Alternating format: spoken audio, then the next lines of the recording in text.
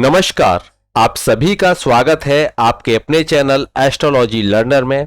आओ ज्योतिष सीखे की श्रृंखला में आज हम आपके बीच में लेकर आए हैं पाठ 38 और पाठ 38 में आज का विषय है पुरुष कुंडली में जीवन साथी का अध्ययन। किस प्रकार से आप पुरुष की कुंडली में उसके विवाह आदि के बारे में, उसके जीवन साथी के बारे में किस प्रकार से फलादेश कर सकते हो, किस प्रकार से उसका अध्ययन कर सकते हो, किन सूत्रों के माध्यम से ये आप जान सकते हो। कैसे आप ये जानोगे कि पुरुष कुंडली से कि उसका जीवन साथी किस दिशा से होगा, किस दिशा में उसका विवाह होगा, और कैसे आप ये जानोगे कि विवाह की स्थिति कब बनेगी, कब विवाह होगा। बहुत सारे हमारे दर्शक हैं जो इस तरह के प्रश्न करते हैं, तो आज उनकी इस शंका का यहाँ पर समाधान होने वाला है इन सूत्रों के माध्यम से। तो चलिए शुरू करते हैं आज की ये रोचक क्लास।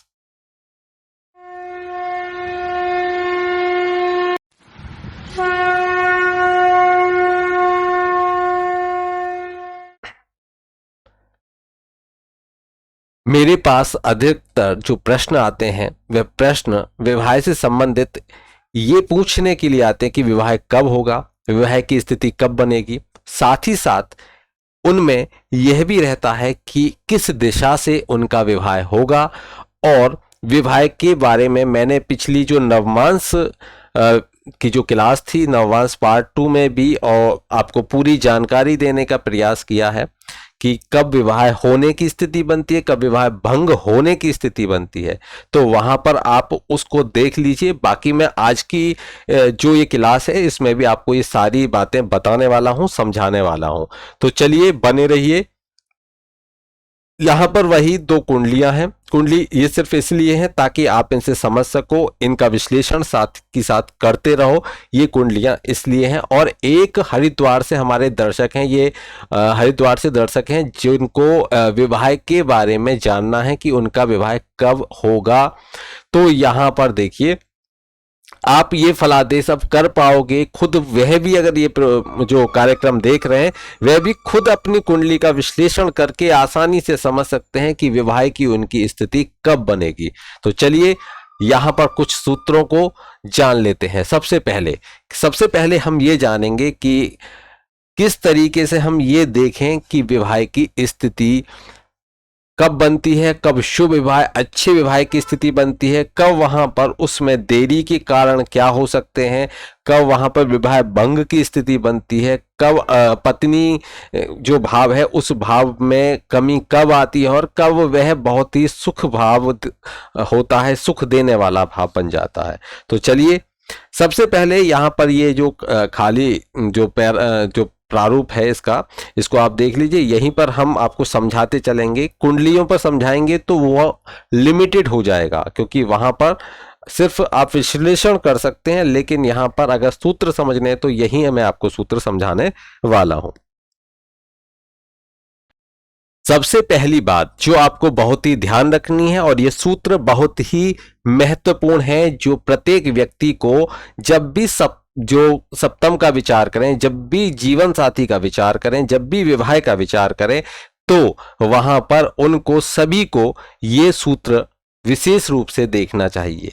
यदि लग्न से 5वां और 7वां स्थान, ध्यान दीजिए, लग्न से 5वां और 7वां स्थान, काल पुरुष की कुंडली के आधार पर अगर हम मेष लग्न की कुंडली बनाते हैं, काल पुरुष की कुंडली के आधार पर मेष लग्न की अगर कुंडली बनाते हैं तो 5वां स्थान जो सिंह राशि यहां पर आती है, और 7वां स्थान में तुला राशि आ जाती है। ठीक है, तो हमारा जो सूत्र है कहता है कि लग्न से 5वां और 7वां स्थान यदि शुभ ग्रह या अपने स्वामी से युत है, या तो वहां पर कोई शुभ ग्रह विराजमान हो, जैसे कि यहां पंचम में अगर बुध विराजमान हो जाए तो शुभ ग्रह हो गए बुध। सप्तम में अगर हम देखें तो यहां पर जो शुक्र विराजमान हो जाए इस तरीके से, तो खुद के स्वामी बैठ गए, या फिर यहां पर सूर्य भी विराजमान हो जाए जो यहाँ के इस मेष लग्न की कुंडली में बनते हैं। तो जब भी और या फिर इनको, जैसे सप्तम की बात कर रहे हैं हम, तो सप्तम को यहां पर गुरु विराजमान हो जाए, 1 2 3 4 5, यहाँ पर नहीं, यहाँ नहीं, यहाँ गुरु विराजमान हो जाए। 1 2 3 4 5, पांचवी दृष्टि से यहाँ देखेंगे तो सप्तम भाव को। 1 2 3 4 5 लग्न में गुरु विराजमान हो जाए तो बहुत बढ़िया। किसको देखेंगे? सप्तम को भी देखेंगे और पंचम को भी देखेंगे लग्न में विराजमान होने पर।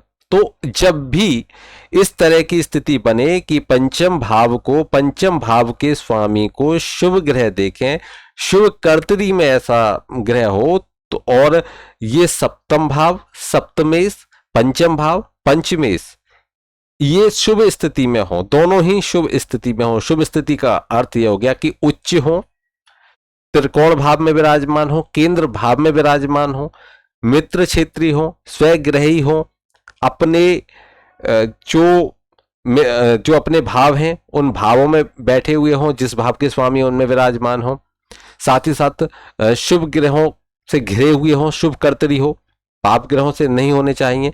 तो ऐसी स्थिति में उस व्यक्ति का जो विवाह है बहुत ही उत्तम सुख देने वाला होगा, संतान बहुत उत्तम होगी उस व्यक्ति की।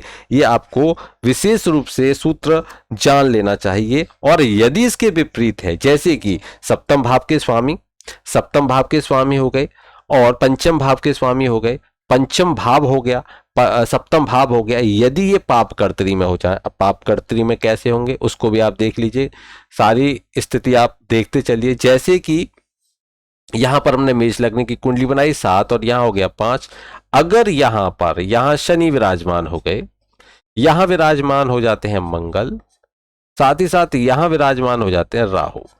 अब देखिए यहां पर पंचम किस में आ गया? जो पांचवा भाव है वह पाप कर्तरी में आ गया। पाप कर्तरी द्वादश भाव और दूसरे भाव, इन दोनों में पाप ग्रह हो तो पाप कर्तरी। इसी प्रकार से यहाँ सप्तम भाव में देखें, दूसरे भाव जो 12वां भाव और इससे दूसरा भाव, दोनों में पाप ग्रह बैठे हैं तो पाप कर्तरी। जब भी ऐसी स्थिति बनेगी तो इन भावों से संबंधित परिणाम कैसे हो जाएंगे? अशुभ होते चले जाएंगे, खराब होते चले जाएंगे, ये आपको ध्यान रखना। साथ ही साथ इनके स्वामी, अगर हम इनके स्वामियों को देख लें, जैसे कि यहाँ पर शुक्र विराजमान हो गए, अब शुक्र बैठे तो हैं लेकिन फंस किस में गए?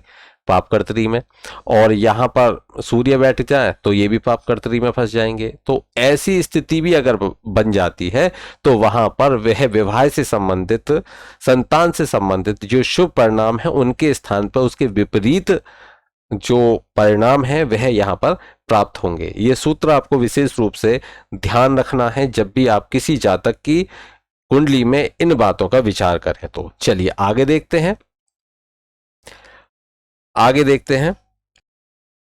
अब अगर किसी की कुंडली में यहां से दूषित हो गया लग्न से, तो हमको देखना होगा किससे? चंद्रमा से भी देखना होगा। चंद्रमा मानकर चलिए यहां चंद्रमा यहां विराजमान हो गए, अब चंद्रमा से सप्तम भाव को देखो, चंद्रमा से सप्तम भाव ये भाव हो गया दसम भाव, और चंद्रमा से पंचम भाव हो गया अष्टम भाव।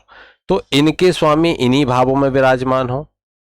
जो दसम भाव के स्वामी हैं वे दसम भाव में विराजमान हो, जो ये अष्टम भाव के स्वामी हैं वे अष्टम भाव में विराजमान हो, क्योंकि चंद्रमा चौथे में बैठकर यहां से अष्टम और दसम भाव इनका पंचम और कौन हो जाएगा? सप्तम हो जाएगा। तो यहां पर भी हमें ये स्थिति देखनी होगी कि ये इनके भावों के स्वामी, दोनों भावों के स्वामी या तो स्वग्रही हो या फिर वह उच्च के हो और मित्र क्षेत्री हो, उन पर कोई पाप कर्तरी स्थिति नहीं बनती हो, तब यहां पर भी ये अगर शुभ स्थिति बनती है तो यहां पर भी शुभ योग बनेंगे। अब देखिए यहां पर दो बातें आपके सामने आई। लग्न से देखा हमने पंचम सप्तम, चंद्रमा से देखा पंचम सप्तम। अब दोनों में यदि एक में स्थिति खराब है, बहुत खराब है, दूसरे में स्थिति बहुत अच्छी है, तो उस व्यक्ति को कैसा फल मिलेगा? तो यहां पर उस व्यक्ति को सामान्य फल, यहां पर एक विवाह उसका अत्यधिक खराब भी नहीं होगा और अत्यधिक शुभ भी नहीं होगा, तो सामान्य विवाह होगा, अच्छे से वह जीवन निर्वाह करेगा। तो दोनों से हमको देखना होगा। चलिए अब हम देख लेते हैं एक और सूत्र को देख लेते हैं। एक बहुत ही रोचक सूत्र आप सभी के लिए। आप सबकी इच्छा रहती है कि आपकी पत्नी का नाम क्या होना चाहिए, जीवन संगनी का नाम क्या होना चाहिए। तो देखिए यहां पर मैं आपको यहाँ पर ये बताने का प्रयास करूंगा। कुछ सूत्रों से आप ये जान सकते हो, किन विधियों से आप ये जान सकते हो कि आपकी जो जीवन संगनी होगी उसका जो जन्म राशि होगी वह क्या होगी। तो देखिए, अगर हम किसी, जिस तरह से हम पुरुष की कुंडली देख रहे हैं, तो पुरुष की कुंडली में जो लग्नेश है, देखना क्या होगा, जो लग्नेश है, मानकर चलिए मैं मेष लग्न की यहाँ पर ये कुंडली लेता हूं, तो जो लग्नेश है और सप्तमेश है, आपको ये देखना होगा ये किस राशि और किस नवांश में हो। मानकर चलिए यहां पर मैं 2 3 4 5 6 7 8 9 10 11 12 1, ये नवांश मैंने बना लिया, ठीक है। और यहां पर ये लग्न है। अब लग्न में मैंने सिर्फ जिनकी बात कर रहे हैं हम, लग्न भाव और किसकी, सप्तम भाव, ये लिए हैं। तो कहने का अर्थ है कि लग्नेश और सप्तमेश, तो यहां पर लग्नेश हो गए मंगल, सप्तमेश हो गए शुक्र, ये किस राशि में है। यहां पर मानकर चलिए ये यहां पर बैठे हुए हैं, शुक्र यहां विराजमान हो गए हैं और मंगल यहां विराजमान हो गए। तो यहां पर देखिए 1 2 ये 10 नंबर हो गई, ये 4 नंबर हो गए, ठीक है। इस तरह की स्थिति हो। और दूसरी बात, सप्त नवांश में भी हम इनको देखेंगे। नवांश में जैसे कि शुक्र, अब यहाँ पर लग्नेश हो गए, लग्नेश शुक्र है, यहाँ पर कौन हो गए, शुक्र हो गए, मंगल हो गए यहाँ पर लग्नेश। लग्नेश मानकर चलिए ये लग्नेश यहाँ पर विराजमान हो जाते हैं, ठीक है। शुक्र विराजमान हो जाते हैं यहाँ पर। अब यहाँ आपको ये देखना होगा कि जो जहां पर ये उच्च के हो रहे हैं, या तो जिस नवांश में, जिस राशि या नवांश में ये हैं, जहां पर ये गए, तो वहां हमको क्या देखना है, हमको देखना है कि एक तो लग्नेश को और एक सप्तमेश को, लग्नेश को और सप्तमेश को, ये लग्न कुंडली में देखिए कहां बैठे हैं, नवमांश कुंडली में देखिए कहां बैठे हैं, जहां भी ये दोनों विराजमान हैं उनसे त्रिकोण भाव आप कहां देखोगे, त्रिकोण भाव जो है उनके, जो त्रिकोण राशि हैं, त्रिकोण भाव की जो राशियां हैं, उन राशियों को आप देखिए। वही राशि उस व्यक्ति की जो पत्नी होगी उसकी राशि होगी। बिल्कुल आप नोट कर लीजिए, इनसे बाहर राशि नहीं जाएगी। फिर से बता देता हूं कि लग्नेश सप्तमेश, लग्न में देखिए कहां बैठे हैं, जहां बैठे हैं वहां से त्रिकोण की जो राशियां बैठेंगी, त्रिकोण, जैसे कि शुक्र को देखें हम, शुक्र को देखें, शुक्र को देखें, और इनमें विशेष रूप से एक बात और देखिए कि जो ज्यादा बलवान है उससे विशेष ध्यान दीजिए, जो ज्यादा बलवान है दोनों में उससे हमको देखना है। जैसे 1 2 3 4 5, तो यहां जो राशि आएगी शुक्र, यहां के आधार पर हम देखें तो कौन सी राशि हो गई, 7 8, तो ये उसकी पत्नी की वृश्चिक राशि हो सकती है। 9 10 11 12, तो यहां पर कौन सी आ जाएगी, 12। अगर शुक्र यहां विराजमान है तो 12 मीन राशि हो सकती है।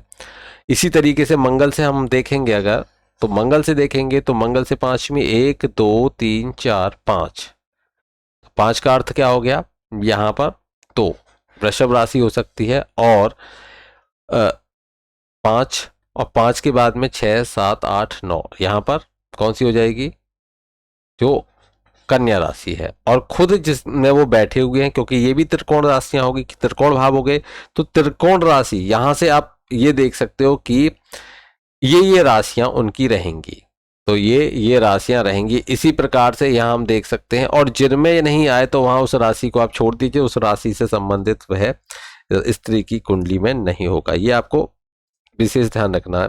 एक बात और आप इसमें देख सकते हो राशि का, कि जो जातक है, पुरुष जातक है, उसकी जो पत्नी की हमको देखनी है कि कौन सी राशियों की, तो जो अभी मैंने वो आपको समझाया नहीं है, लेकिन जब सर्वाष्टक वर्ग, जो सर्वाष्टक कुंडली है वो बताने में आपको बताऊंगा, तब उसमें जो चंद्रमा का जो चंद्राष्टक होगा, उस चंद्राष्टक में आपको ये देखना होगा कि जिसमें सबसे अधिक, जिस राशि को चंद्राष्टक में सबसे ज्यादा शुभ अंक मिले होंगे, वह उसकी जो स्त्री होगी उसकी वह जन्म राशि होगी। ठीक है, यहां तक ये समझ में आ गया होगा। अब आगे हमारा जो टॉपिक रहेगा वह क्या रहेगा, वह रहेगा इसी के अंदर विवाह से संबंधित। पुरुष की कुंडली में हमको क्या देखना है, अगर विवाह के बारे में देखना है कि विवाह किस दिशा से होगा, तो विवाह किस दिशा से होगा, तो ये जानने के लिए क्या करना होगा, विवाह किस दिशा से होगा। तो सप्तम भाव में सबसे पहली बात किस दिशा से होगा, इसमें आपको एक बात नोट करनी है कि सप्तम भाव में कौन सी राशि है। पहले हम मेष लग्न की कुंडली बनाएंगे तो 7 नंबर यहां पर सप्तम भाव में राशि आ गई कि कौन सी आ गई, शुक्र की राशि आ गई। सप्तम भाव में शुक्र की राशि आ गई। साथ ही साथ आपको ये देखना है कि शुक्र किस राशि में है, फिर ये देखना है कि ये शुक्र की राशि आ गई, और फिर देखना है कि शुक्र मानकर चलिए यहां विराजमान हो गए शुक्र। अब ये देखना है कि शुक्र किस राशि में विराजमान है, और फिर देखना है कि सप्तम भाव में कौन सी राशि है। ठीक है, सप्तम भाव में कौन सी राशि, फिर शुक्र कहां पर विराजमान है, और फिर ये देखना है कि सप्तम भाव के स्वामी कहां विराजमान हैं। ये 3 स्थितियां आप देखिए। सबसे पहली स्थिति सप्तम भाव में कौन सी राशि है, दूसरी स्थिति सप्तमेश किस राशि में बैठे हुए हैं, तीसरी स्थिति शुक्र किस राशि में बैठे हुए हैं। इन तीनों राशियों की जो दिशा है, मैंने पिछली वीडियो में जब मैंने लग्न सभी की बताई और विश्लेषण करना आपको बताया था सारी राशियों का, तो आपको मैंने उसमें उनकी दिशाएं भी बताई थी। तो उन दिशाओं में ही आपकी जो जीवन संगनी होगी, उन्हीं दिशाओं में आपका विवाह होगा, वहीं से वो आपको मिलेगी। ठीक है, तो यहीं से आप अपनी जो विवाह की दिशा है उस दिशा को देख सकते हो। उस दिशा में जो लड़की रहेगी उससे आपका विवाह होगा। ठीक है, इन तीनों नियमों को आपको बड़े ध्यान से समझ लेना है। जैसे कि चलिए मैं यहां पर आपको एक कुंडली में यहां दिखा देता हूं। जैसे कि ये हरिद्वार के दर्शक है, उनकी कुंडली है, यहां मैं बताने का प्रयास करता हूं। यहां पर क्या देखना है, यहां पर देखना है कि सप्तम भाव में कौन सी राशि है। अब जैसे सप्तम भाव में सूर्य की राशि है और सूर्य खुद उस भाव में विराजमान है। ठीक है, सूर्य खुद उस भाव में विराजमान है जिस भाव में यह राशि है। जिस भाव में यह राशि है उस भाव में सूर्य स्वयं विराजमान है। तो यहां पर ये हो गया सप्तम और सप्तमेश उसी भाव में सूर्य, और इसकी राशि होती है पूर्व दिशा। ध्यान से देखिए, इसकी राशि होगी पूर्व दिशा। अब देखना है कि शुक्र किस में बैठे हुए हैं। अब ये पूर्व दिशा, एक तो इनकी यहाँ पर जहां ये रहते हैं वहां से पूर्व दिशा में इनका विवाह होगा जिस कुंडली के आधार पर, और जन्म कुंडली क्या है, जन्म स्थान के आधार पर विशेष रूप से ध्यान दीजिए, जन्म स्थान के आधार पर। और दूसरे ये जो शुक्र हैं वे कहाँ बैठे हैं, तो ये बैठे हैं, इनके शुक्र कहाँ बैठे हुए हैं, शुक्र बैठे हुए हैं बुध जो कौन सी राशि है, ये कन्या राशि, कन्या राशि में बैठे हुए हैं। अब इनकी इसकी दिशा होती है दक्षिण, तो दक्षिण दिशा, तो या तो इनका विवाह कहां से होगा, पूर्व दिशा से या होगा दक्षिण दिशा से। अब पूर्व दिशा या दक्षिण दिशा, अब यहां पर विशेष रूप से देखिए कि ये क्या हो रहे हैं, यहां पर नीच हो रहे हैं। कौन हो रहे हैं, नीच हो रहे हैं ये। और इस स्थिति में अगर हम ये देखें तो यहां पर सूर्य बलवान है, तो पूर्व दिशा अधिक श्रेष्ठ रहेगी, पूर्व दिशा अधिक श्रेष्ठ रहेगी दक्षिण दिशा के अपेक्षा। लेकिन यहां पर ये दोनों ही आप देख सकते हो कि इनके लिए ये पश्चिम में खोज बिल्कुल नहीं करें और उत्तर में खोज बिल्कुल नहीं करें, या तो दक्षिण में खोज करें या फिर पूर्व दिशा में खोज करें, तो वहीं से इनको जीवन साथी प्राप्त होगा। यहां ये नियम हमने समझ लिए कहां से होगा। अब ये एक बात और आ जाती है जिसमें आपको देखना होगा कि विवाह कब होगा। बहुत ही ज्यादा महत्वपूर्ण प्रश्न, विवाह कब होगा। देखिए, जब भी आपको ये कोई प्रश्न पूछे कि विवाह कब होगा, क्योंकि यहां मैं डायरेक्ट नहीं बताता, यहां सिर्फ मैं सिखाने के लिए हूं, आपको ये चीजें ज्योतिष का ज्ञान करा रहा हूं, इसलिए आपको विशेष रूप से यहां पर ज्योतिषी की तरह यहां पर बिहेव करना है। तो यहां आपको ये ध्यान रखना है कि विवाह कब होगा, ये जानने के लिए करना क्या होगा। देखिए यहीं आ जाते हैं। ठीक है, यहां पर आप देखिए विवाह की स्थिति कब बनती है। कब बनती है, यहाँ दिशा हमने देखनी सीख ली, कौन सी दिशा से विवाह होगा। विवाह की स्थिति देखने के लिए कि कब विवाह होगा, तो लग्नेश जिस राशि या जिस नवांश में हो उससे त्रिकोण राशि में जब गोचर व शुक्र या सप्तमेश आते हैं तब विवाह होता है। पहली बात नोट कीजिए, ये सूत्र है, मैं यहां पर इस कुंडली में यहां लगाऊंगा, जिनकी कुंडली है वो यहां फायदा उठा सकते हैं। गोचर उनको देखना होगा। गोचर जो वर्तमान में शुक्र सूर्य जो भी हम बताएंगे उनकी स्थिति वर्तमान में किस राशि में है वही गोचर है। गोचर जो वर्तमान में चल रही है उसको देखना होगा आपको। देखिए कैसे, यहां पर हमको देखना है कि जब लग्नेश, अब लग्नेश इस कुंडली में कौन है, शनि होगा इसमें लग्नेश, ठीक है। यहां पर कौन हो जाते हैं, लग्नेश शनि हो जाते हैं, शनि लग्नेश हो जाते हैं। और हमारा जो सूत्र कहता है जानने के लिए कि विवाह कब होगा, तो लग्नेश जिस राशि में, अब आपको एक तो राशि देखनी होगी कि यहां पर लग्नेश किस राशि में विराजमान है। पहले यहां देखिए आप, हम दोनों स्थितियों को विशेष रूप से देखेंगे कि लग्नेश किस राशि में विराजमान है। तो लग्नेश यहां किस राशि में विराजमान है, मकर राशि में, ठीक है। चंद्रमा के साथ विष योग यहां ये बना रहे हैं, ये ध्यान रखिए, विष योग बना रहे हैं यहां पर, जो अच्छा योग नहीं होता, ठीक है। अब यहां पर जो लग्नेश है वह कहां बैठ गए, वो चंद्रमा के साथ बैठे हुए, कहां पर बैठे हुए हैं, ये बैठे हुए हैं 12वें भाव में, जो कि राशि कौन सी होगी, 10वीं राशि मकर राशि, यहां पर हमने देख लिया। अब उसके बाद में हमको क्या देखना है कि जो लग्नेश है वो किस राशि में बैठे हो या किस नवांश में हो। अब नवांश देखिए, नवमांश में देखिए, ये लग्नेश शनि नवमांश में कहाँ बैठे हुए हैं, तो यहाँ बैठे हुए हैं, ये तीसरे स्थान, छठे भाव में बैठे हुए हैं। और यहां से जो त्रिकोण राशियां हैं, अब त्रिकोण राशि नोट कीजिए, 1 2 3 4 5, 1 6 7 8 9, 2 और यहां पर खुद जहां बैठे हैं ये भी त्रिकोण राशि में आ जाएगी इनका, 1 5 9, ये त्रिकोण हो गए।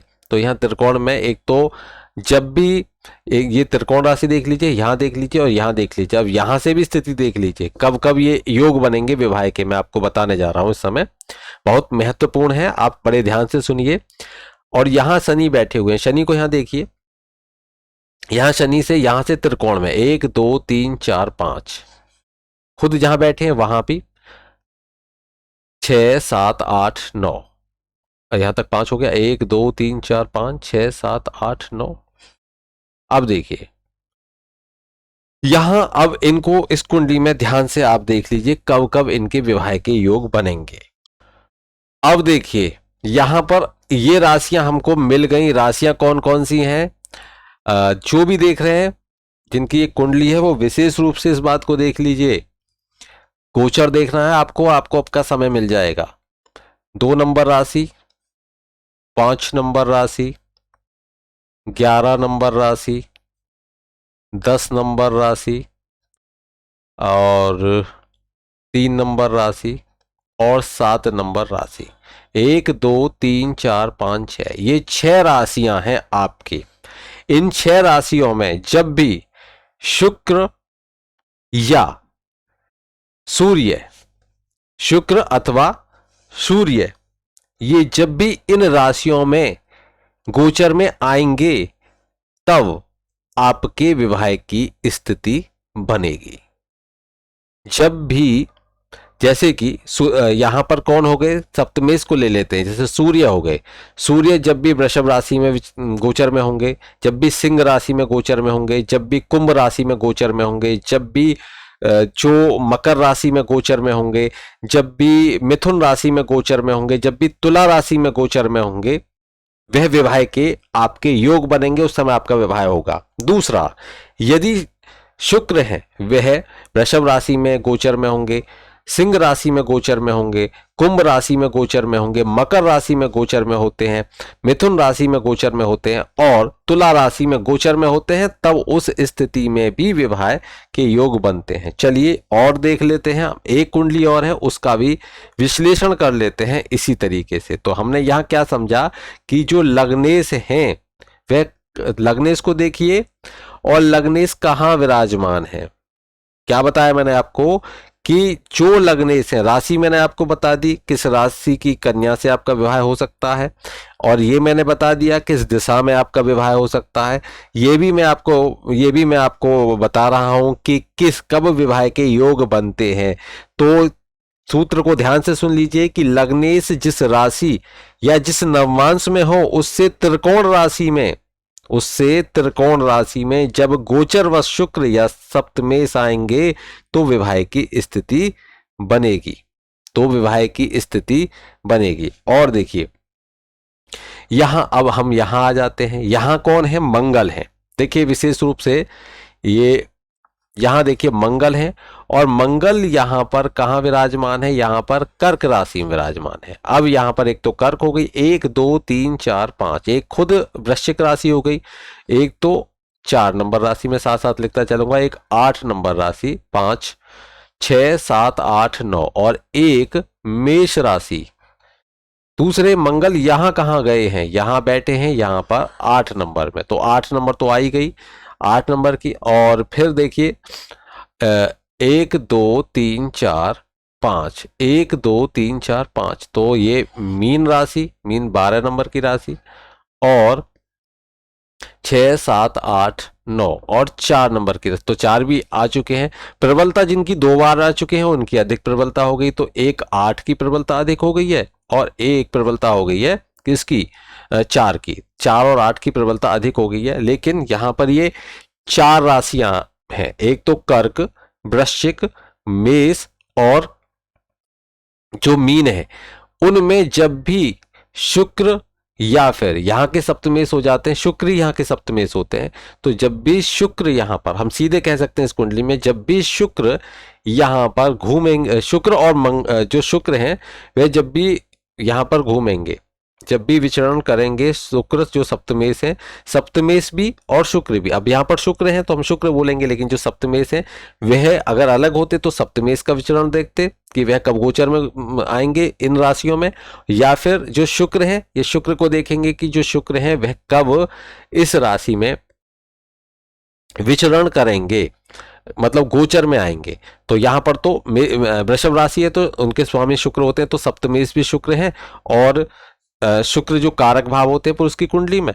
तो वह भी है। अब यहां हमने ये स्थिति देख ली कि जब भी शुक्र इस कुंडली में कर्क राशि, वृश्चिक राशि, मेष राशि और मीन राशि में गोचर में होंगे, तब इस व्यक्ति के विवाह की स्थिति बनेगी, बशर्ते विवाह भंग की स्थिति नहीं होनी चाहिए, विवाह कि दोष नहीं होने चाहिए। जो पिछली वीडियो में मैंने आपको बता दिए कि दोष किस तरह से होते हैं, आगे भी हम और बताते चलेंगे, ऐसा नहीं है कि वो बता दिए पूरा हो गया। बहुत सूत्र हैं, बहुत ही आप जितना ज्ञान लें वो ज्ञान असीमित है। ज्योतिष एक बहुत बड़ा विस्तृत, ये कहते हैं वेदों के नेत्र हैं, तो बहुत विस्तृत है, जितना आप सीखते चलो उतना कम है, और जितना सीख लिया वह भी आपके लिए बहुत है, और जितना आप और सीखो, जितना ज्ञान आप अपना असीमित करना चाहो उतना आपके लिए बहुत ही अच्छा है। तो हम यहाँ तक ही समझ चुके, तो यहाँ इन दोनों के प्रश्न आशा करता हूं मिल गए होंगे।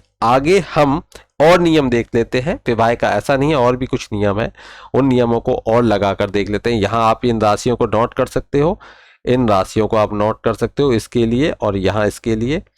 अब यहाँ मैं हटा देता हूं, इसको इरेज कर देता हूं, यहाँ भी मैं इसको इरेज कर देता हूं। एक सूत्र और आप लोगों के लिए विशेष सूत्र है, ये बहुत विशेष सूत्र हैं जो मैं आपको यहां बता रहा हूं, आप इनको नोट करते चलिए। देखिए जब भी हम देखें कि जो ग्रह, जो हम कहते हैं जो लग्न भाव के स्वामी हैं, लग्नेश हैं, यहां कुंडली पर ही है, बताऊंगा आपको स्थितियां और भी, जो लग्नेश हैं, जो लग्न भाव के स्वामी हैं, जब भी लग्नेश, जो लग्न से जो लग्नेश है वह गोचर करेंगे। अब मैं आपको पहले ये बता देता हूं कब गोचर करेंगे, कब स्थिति बनेगी, तब आप अच्छे से समझ पाओगे कि लग्न से सप्तम भाव, तो लग्न से सप्तम भाव ये भाव हो गया, लग्न से सप्तम भाव, लग्न से सप्तम भाव में को जो भी ग्रह बैठे हों, लग्न से सप्तम भाव में जो लग्न से सप्तम है वह, और जो ग्रह सप्तम भाव को देखते हैं, लग्न से सप्तम भाव में बैठे हुए, सप्तम में बैठे हुए, यहाँ पर कौन है, खुद सूर्य भी हैं, बुध भी हैं, गुरु भी हैं, तो लग्न से सप्तम भाव में यहाँ पर ये हो गए। और दूसरे जो सप्तम भाव को देखने वाले ग्रह हैं, तो यहाँ से कोई सप्तम भाव को देख रहा है इस कुंडली में। अब आप देखिए कौन देख रहा है, 1 2 3 4 5 6 7 8, नहीं बिल्कुल नहीं देखता है, 9 ये तो। और यहाँ देखिए राहु देखते हैं क्या, 1 2 3 4 5 6 7 8 9 9, तो राहु यहाँ पर देख रहे हैं सप्तम भाव को, तो छाया ग्रह हैं ये।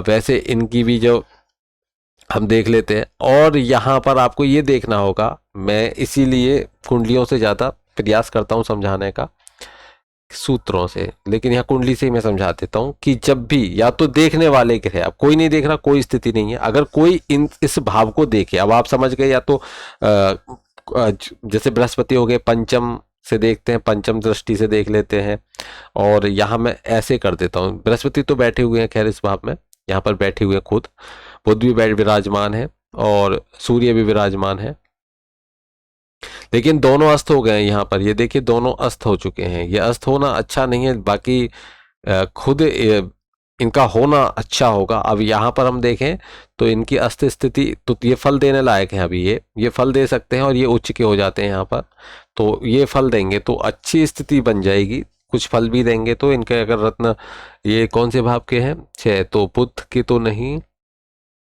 9, हाँ बृहस्पति का ये रत्न धारण कर सकते हैं, इनके लिए शुभ स्थिति बनेगी। बृहस्पति का रत्न इनको इस कुंडली में, ये हरिद्वार वालों की कुंडली है, विवाह के लिए अच्छे योग रहेंगे। बृहस्पति का रत्न पुखराज अगर ये धारण कर सकते हैं, या पुखराज का कोई सब्स्टिट्यूट अगर धारण कर सकते हैं, तो इनके लिए शुभ रहेगा।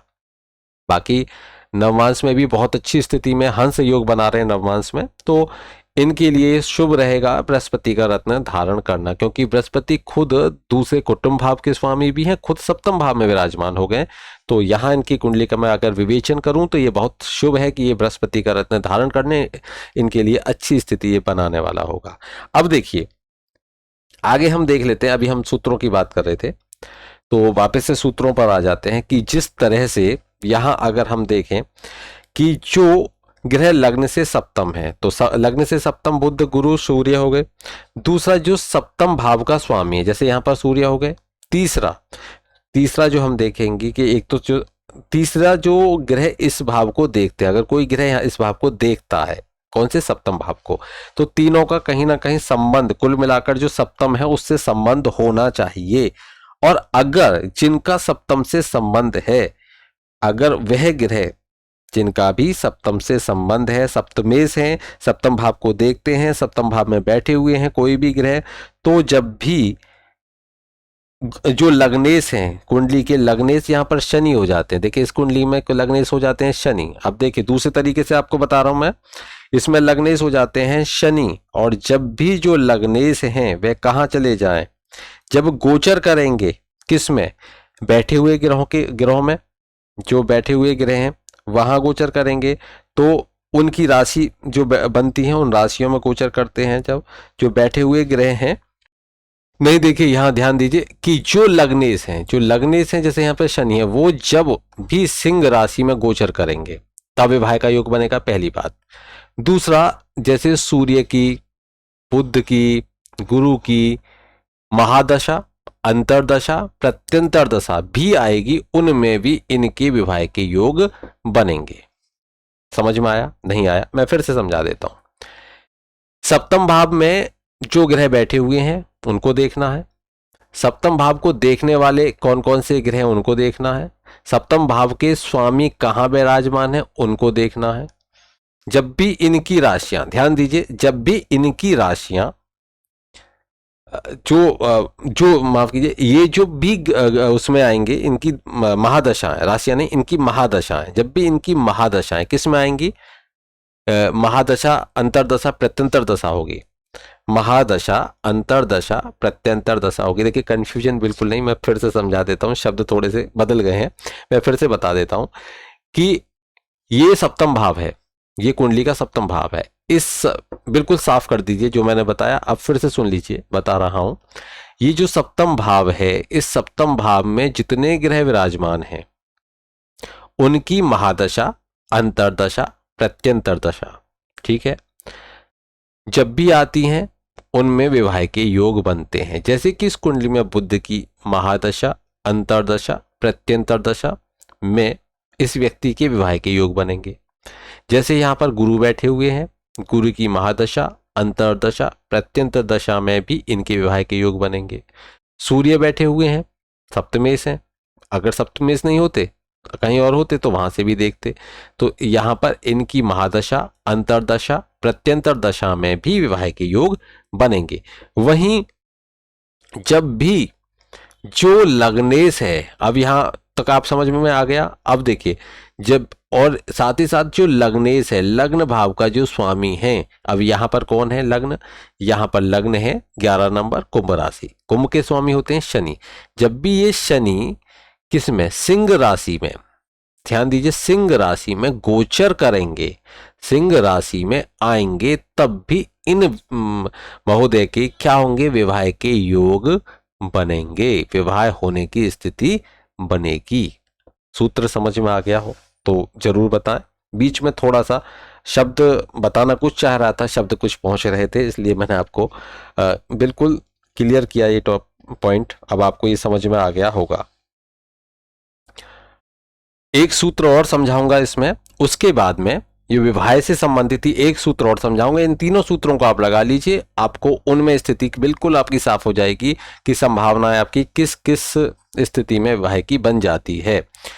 साथ में ये भी देखिए कि अगर मानकर चलिए, ये स्थितियां आपको आयु के आधार पर भी देखनी चाहिए। अगर 5 साल के 10 साल के बच्चे के आप देखोगे, वहां ऐसी स्थिति बनेगी तो आप ये नहीं कहोगे इसका विवाह होने वाला है, तो उसकी विवाह की आयु भी होनी चाहिए। उस आयु विशेष में जब ये स्थितियां बनती हैं तब उसके विवाह के योग बनते हैं। अब देखिए, पुरुष कुंडली का एक भाग और मैं लेकर आऊंगा, जिसमें ये भी बताऊंगा आपको कि जो उसकी जीवन संगनी होगी वो किसी बीमारी से ग्रसित होगी, या वो उस पुरुष से पहले मृत्यु को प्राप्त होगी, या उसको किस प्रकार के रोग हो सकते हैं, और या वह बहुत सुख देने वाली होगी या नहीं होगी, जो भी है कैसी होगी वह हम दूसरे भाग में बताएंगे।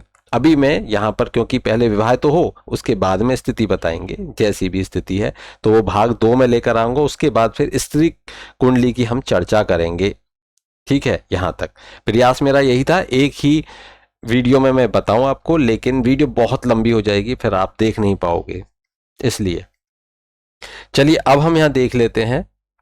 यहां हम देख लेते हैं कि एक सूत्र और मैं आपको यहां बताने वाला हूं। सूत्र को ध्यान से सुन लीजिए आप। जिस राशि में सप्तमेश हो, ध्यान से सुनिए, सप्तमेश, वैसे यहां पर सूर्य सप्तमेश है। यहां अपनी अपनी कुंडलियां खोल लीजिए, बड़ा आसान है आपको समझना।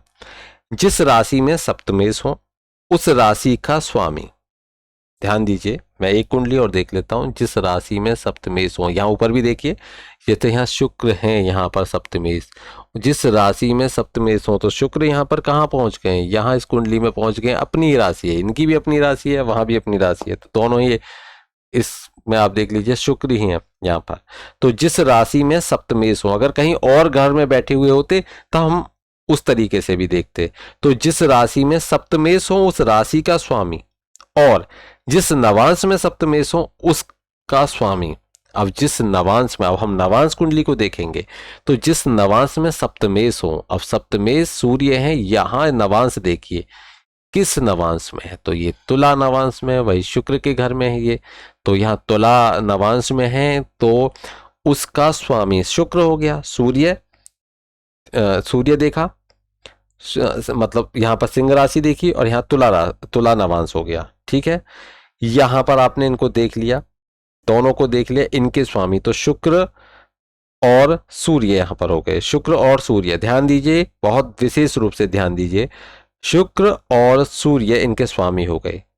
इसके साथ साथ में आपको अब सूत्र के आधार पर अगर कोई और यहां पर निकल के आते तो हमको इनके साथ साथ में शुक्र और चंद्र, इन दोनों में से जो बलवान है उसको लेना होगा। तो यहां पर आपको चंद्रमा को भी लेना होगा। चंद्रमा यहां पर कहां बैठे हैं, आप देखिए, चंद्रमा यहां पर, यहां बैठे हुए, ये तो पीड़ित है, तो यहां पर शुक्र है, ये भी नीच है, यहाँ पर विष योग है, तो दोनों में आपको षडबल में देखना होगा, दोनों में कौन बलवान है उसको लेना होगा। जो भी बलवान है उसको लेना होगा। षडबल देख लीजिए, षडबल में दोनों में से जो भी बलवान हो उसको आपको उठाना होगा। ठीक है, ये षडबल में आप देखोगे, षडबल में आप आसानी से इसको देख सकते हो कि जो भी बलवान है आप उसको उठाओगे। अब इन सब में जो मैंने आपको बता दिए, जो जहां सप्तमेश बैठे हुए हैं वह राशि का स्वामी, नवमा और नवमांश में जो बैठे हुए हैं वहां पर स्थिति आपको देखनी है। ठीक है, मैंने आपको बता दिया। तो यहां पर हमको देखना है कि जो सप्तमेश है वे किस राशि में बैठे हुए हैं, उस राशि का स्वामी, वह राशि का जो स्वामी है किस जो नवांश है, वहां पर देखना है कि नवांश में जो सप्तमेश बैठे हैं हुए हैं, जो नवांश में सप्तमेश जिस राशि में बैठे हों उस राशि का स्वामी। पहले हमको लग्न में सप्तमेश कहाँ बैठे हैं उस राशि का स्वामी, दूसरे नवांश में सप्तमेश कहाँ बैठे हुए हैं उस राशि का स्वामी। दोनों को देखिए, साथ ही साथ शुक्र और चंद्रमा को देखिए। इन चारों में जो भी बलवान आपको दिखता है, षडबल में आप देखोगे चारों में जो भी बलवान दिखता है, विशेष रूप से आप सुनिए, चारों में जो भी बलवान आपको दिखता है उसकी दशा हो या अंतर्दशा हो उसमें, और साथ में सप्तमेश जिस राशि में हो, जिस राशि में सप्तमेश है उस राशि, अब सप्तमेश को देखिए, जिस राशि में सप्तमेश है उस राशि या उस नवांश में जहां पर भी ये सप्तमेश है, वही हो गया नवांश में जहां पर भी है ये, उससे त्रिकोण राशि और देखिए। अब वहां से त्रिकोण राशि और आपको देखनी है 5, एक तो खुद है जहां पर, एक वहां से त्रिकोण राशि कौन सी हो गई, जैसे यहां पर हमने देखा सूर्य, यहां पर ये सूर्य है, विराजमान है सूर्य, यहां से पंचम, अब यहां से देखिए, यहां से पंचम,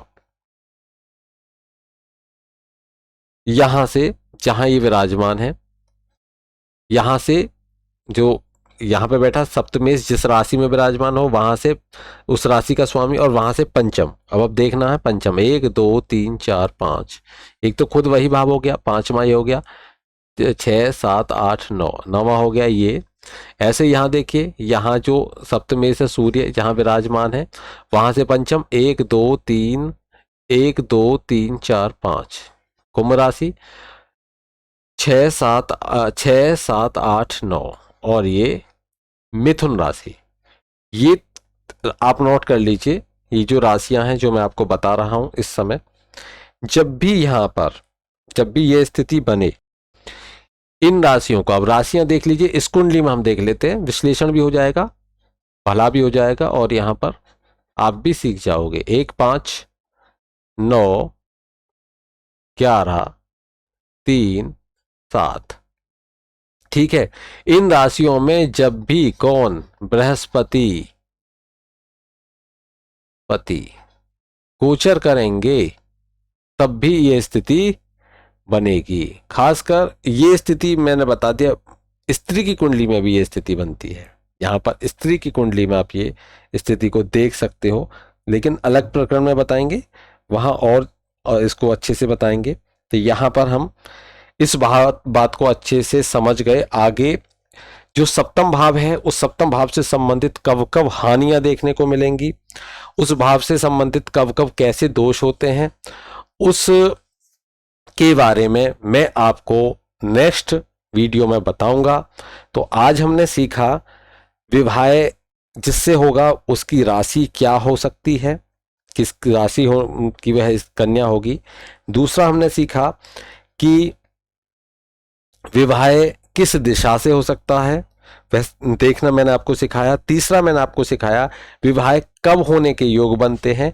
तो ये तीनों जो बहुत ही ज़्यादा महत्वपूर्ण टॉपिक हैं मैंने आपको आज यहाँ करा दिया। अब ये देखेंगे कि कैसी होगी आपकी जीवन संगनी, कितना आपका जीवन में साथ देगी, कितना नहीं देगी, उसको हम आगे देखेंगे।